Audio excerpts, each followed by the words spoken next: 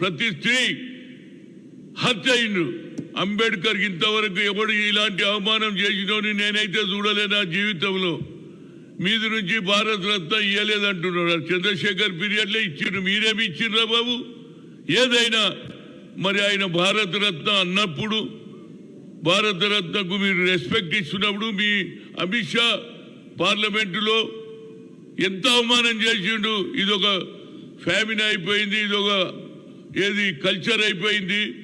అంబేద్కర్ అంబేద్కర్ అంబేద్కర్ అంబేద్కర్ అంబేద్కర్ అంబేద్కర్ 6 సార్లని లాస్ట్లో ఏమన్నారు, దేవుణ్ణన్న తలుచుకుంటే స్వర్గానికి పోతారని. అంటే అంబేద్కర్కి అవమానమా కదా? ఆయన మా దేవుడు. బడుగు బలైన వర్గాల గురించి బావుల దగ్గర ఓనియలే, గుళ్ళకు ఓనియలే అంటరాని తనం దాని నుంచి పక్కకు జరిపి వాళ్లకు రిజర్వేషన్ ఇచ్చిన ఏకైక వ్యక్తికి ఇంత పెద్ద అవమానమా? నరేంద్ర మోడీ గారు ఎందుకు మాట్లాడారు? అంబేద్కర్ మేము అవమానం చేసినాం, మాకంటే ఎక్కువ మేమేం అవమానం చేసినాం రావండి. అందరికంటే ఎవడు అనరాని మాటలు అన్నాడు. అదే వేరే వాడు అంబేద్కర్ అంటే ఇప్పటి వరకు ఎస్సీ ఎస్టీ కేసు పెట్టి జైల్లో పెడుతురు.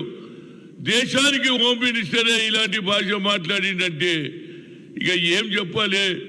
ఈ భారతదేశంలో ముఖ్యంగా ఆర్ఎస్ఎస్ బీజేపీకి, అదేవిధంగా మహాత్మా గాంధీని ఎవరు చంపినో మీ అందరికీ తెలుసు.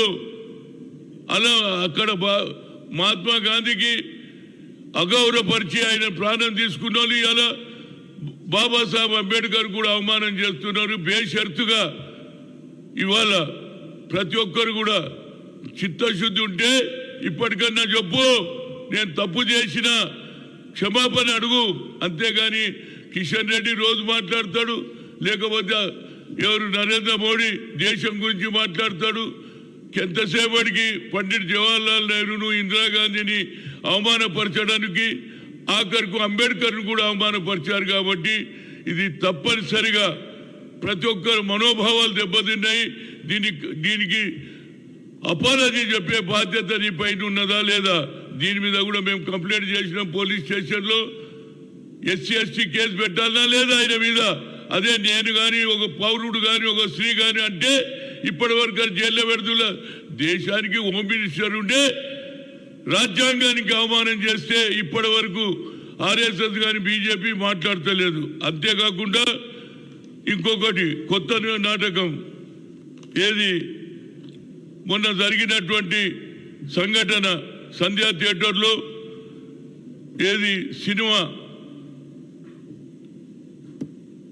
అల్లు అర్జున్ చేసిన సినిమాకు చూడడానికి వచ్చినటువంటి జనంలో తొక్కిసలాటలో రేవతి అనే అమ్మాయి చనిపోవడం, వాళ్ళ కొడుకు ఇవాళ హాస్పిటల్ ఉంటే అమిత్ మాలవ్జీ ఈయన ఐటీ చూస్తాడట బీజేపీ తరఫున, ఐటీ రిప్రజెంటేటివ్. ఆయన ఏమంటుండంటే రేవతి చనిపోయిన దాని మీద అల్లు అర్జున్ మీద కేవలం రేవంత్ రెడ్డి కక్ష కట్టుకున్నాడు. కేవలం బ్లాక్ మెయిల్ చేసి డబ్బులు తీసుకోవాలనే కల్చర్ మాది కాదురా, మీది. నేను క్లియర్గా చెప్తున్నా, ప్రభుత్వాలు పడగొట్టే ఆలోచన మీది, బ్లాక్ మెయిల్ చేసేది మీది. ఇలాంటి భాష మాట్లాడొద్దు.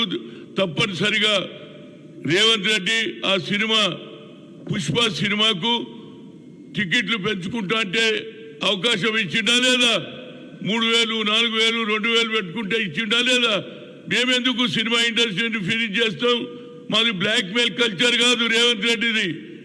ఎక్కడికి వెళ్ళినా తెలంగాణలో కాంగ్రెస్ ఉన్నది. దీన్ని ఎట్లనన్నా ఇబ్బంది పెట్టి పడగొట్టాలని చూస్తున్నారు. ఇప్పటిదాకా కూడా ఏది మన ఇతర రాష్ట్రాలలో ఏదైతే జరుగుతుందో దాన్ని చూడకుండా ప్రభుత్వాలు పడగొట్టడమే వీళ్ళ ఉద్దేశం. ఏ ప్రభుత్వం ఉండదు, ఆయన ప్రభుత్వం ఉండాలి. ఇవాళ రాహుల్ గాంధీ కన్యాకుమారి నుంచి కాశ్మీర్ వచ్చిన తర్వాత కులగణ జరగాలన్నాడు. జిత్తురా ఇచ్చేదారి దాని మీద నువ్వు మాట్లాడి ఇవాళ మా రాష్ట్రంలో కులగణ అసెంబ్లీలో బిల్లు పాస్ చేశారు. క్యాబినెట్లో నిర్ణయం కులగణ ఆల్మోస్ట్ 90% అయింది. మరి నీ ఉన్న రాష్ట్రాలలో యూపీని ఎందుకు చేస్తలేరు? అదేవిధంగా హర్యానాను ఎందుకు చేస్తలేరు? మధ్యప్రదేశ్ చేస్తారు. మీకు కులగన మీద బడుగు బలైన వర్గాల మీద మీకు ధ్యానం లేదు. అందరికంటే అంబేద్కర్కు అవమానం చేసిన దానికి నువ్వు సారీ చెప్పకుంటే తప్పనిసరిగా ప్రజలు తిరగబడే రోజులు వస్తాయి.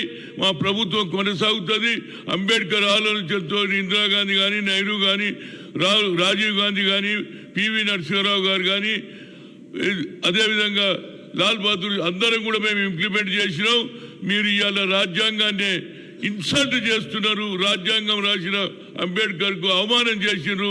ఇప్పటికన్నా తెలుసుకొని సారీ చెప్పండి, తప్పు జరిగిందని చెప్పండి. అంతేకాకుండా మీది నుంచి ప్రభుత్వాల మీద మాట్లాడతారు, అదేవిధంగా అంబేద్కర్ మీద మాట్లాడి నేను అట్లా అనలేదంటే ఫ్లోర్ ఆఫ్ ది హౌస్లో మాట్లాడినావు రా బాబు, బయట కాదు.